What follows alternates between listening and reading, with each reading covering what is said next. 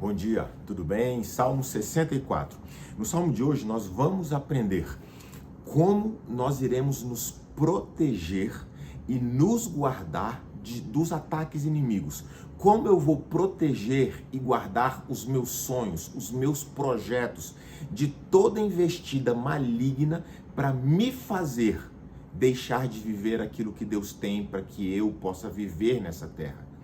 Deus certamente tem sonhos, projetos e planos para cada um de nós, mas existe um inimigo que vai tentar nos impedir de viver tudo isso. É isso que nós vamos aprender hoje no Salmo 64. Como eu me protejo desse ataque inimigo e qual é esse ataque inimigo? Isso nós iremos aprender. Se você está assistindo hoje pela primeira vez esse vídeo, nós estamos numa sequência de meditações no livro de Salmos. Hoje, Salmo 64. Se é o teu primeiro vídeo, então nós vamos ler o texto e entender exatamente aquilo que o texto nos traz. Se você já vem acompanhando os últimos salmos, então quero recordar contigo. Lembra que nós falamos sobre construir o mundo que nós queremos viver, sobre construir a nossa realidade, assim como Deus criou o mundo e tudo que existe, nós também iremos criar o mundo onde nós iremos viver. Lembra-se disso? Então, esse salmo de hoje, 64, Deus vai me mostrar como proteger esse mundo que eu criei, como proteger do ataque inimigo, pois existe um inimigo que quer me impedir de viver esse mundo que nós criamos através das nossas orações. Falamos disso em salmos anteriores e hoje nós iremos aprender. Quero fazer a leitura com vocês. Salmo 64. Ouve a minha voz, ó Deus, na minha oração. Preserva a minha vida do medo do inimigo. Em outras versões fala do terror inimigo. Esconde-me do conselho secreto dos perversos, da insurreição dos trabalhadores da iniquidade, que afiam a sua língua como uma espada, encurvam os seus arcos para atirar flechas, até palavras amargas. Que eles possam atirar em secreto no perfeito, repentinamente atiram nele e não temem. Ou seja, o que esse texto está me mostrando? Qual é a arma do meu inimigo para me fazer não viver aquilo que Deus tem para que eu viva nessa terra? Palavras. Ele vai usar pessoas e pessoas vão dizer palavras a respeito do mundo que eu criei, da vida que eu quero ter, da realidade que pela fé eu construí. As palavras na vida de pessoas irão atacar isto que eu criei pela fé. A palavra na boca das pessoas vão atacar o meu relacionamento com Deus, vão atacar a Deus. E as palavras na boca de pessoas vão atacar a mim mesmo, a minha capacidade. Eles estarão dizendo, você não merece viver tudo isso. Eles estarão dizendo, Deus não será Deus sobre a tua vida para te fazer realizar tudo isso. E eles estarão dizendo que nós não temos a capacidade de viver e de construir essa realidade que nós queremos. A arma de Satanás, do nosso inimigo, do nosso adversário, são sempre palavras. É isso que esse texto vai me dizer e vai me ensinar e vai me fazer posicionar e me proteger de palavras. E como eu posso me proteger de palavras? Simples. Você agora, nós iremos guardar os nossos sonhos, guardar os nossos projetos escondidos em nós. Lembra que ao longo de vários salmos, Davi sempre falava, Senhor, esconde-me em ti. Pois bem, quando Davi se escondia em Deus, ele se escondia junto com todos os seus projetos, com todos os seus sonhos, com tudo aquilo que ele carregava, ele se escondia em Deus. Nós vamos fazer a mesma coisa. Todos os nossos sonhos, todos os nossos projetos que estão conosco, nós vamos esconder em Deus tudo isso. Você se lembra de José? José do Egito. Se você não conhece a história, eu vou te contar muito rapidamente, mas está lá no livro de Gênesis. Leia a história dele, vale a pena. A história de José diz que José era um entre 11 irmãos, eram 12 ao todo. José era o filho 11º. José então teve sonhos de Deus e ele conta aos seus irmãos. Os seus irmãos perceberam que eram sonhos tão grandes, mas tão grandes, que os irmãos passam a ter inveja e ciúmes de José. por não acreditar que alguém pudesse viver sonhos tão grandes assim sobre a face da terra. Os irmãos, então, movidos de inveja, pegam José e o vendem como escravo para o Egito, para uma terra distante, na expectativa de nunca mais vê-lo.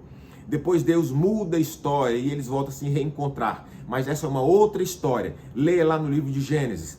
E o que eu quero te chamar a atenção é: José contou o seu sonho para os seus irmãos e foi traído justamente pelos seus irmãos. O que este salmo de hoje tem a ver com isso? Ele me ensina que muitas vezes os nossos sonhos e projetos, tudo aquilo que pela fé nós queremos viver nessa terra, nós queremos construir nessa terra, nós devemos deixar guardados e escondidos em nós.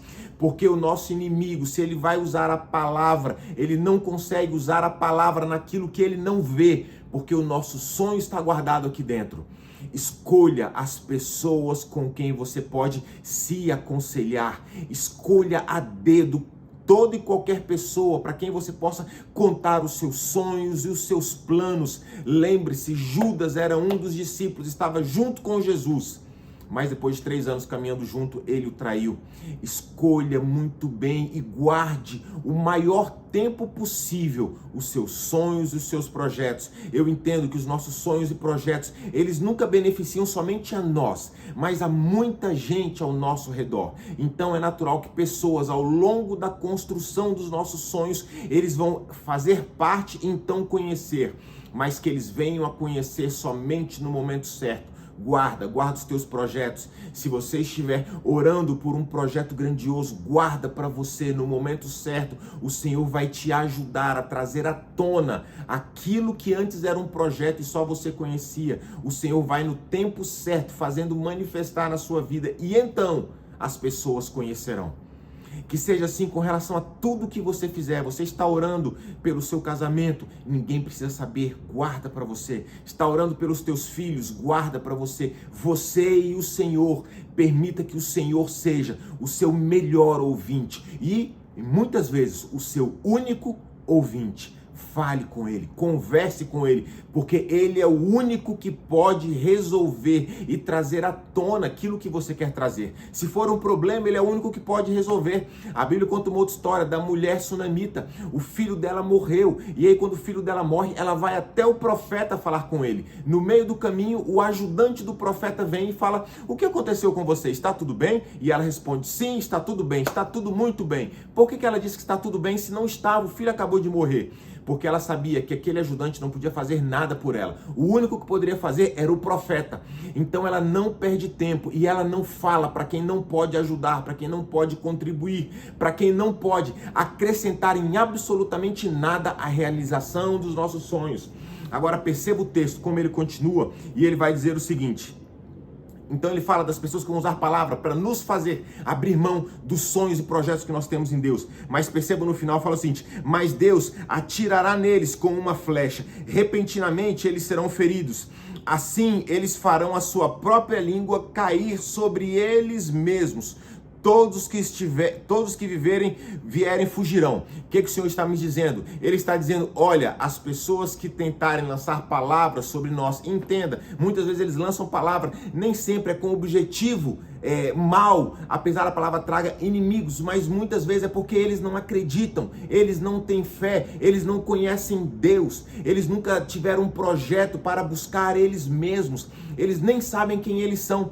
Às vezes eu penso que eles até fazem isso, nem sempre com uma real intenção maligna, mas é como se a boca deles desferisse flechas e golpes, palavras para nos fazer parar. Por quê? Porque muitas vezes eles não estão caminhando a caminhada que nós escolhemos ter, uma caminhada que vai criar realidade para nós podermos viver essa realidade, uma palavra de fé, uma realidade de fé, de esperança, de busca, de crescimento, de desenvolvimento, de conhecimento a respeito da fé, a respeito de mim mesmo e a respeito do Deus que eu sirvo nessa terra.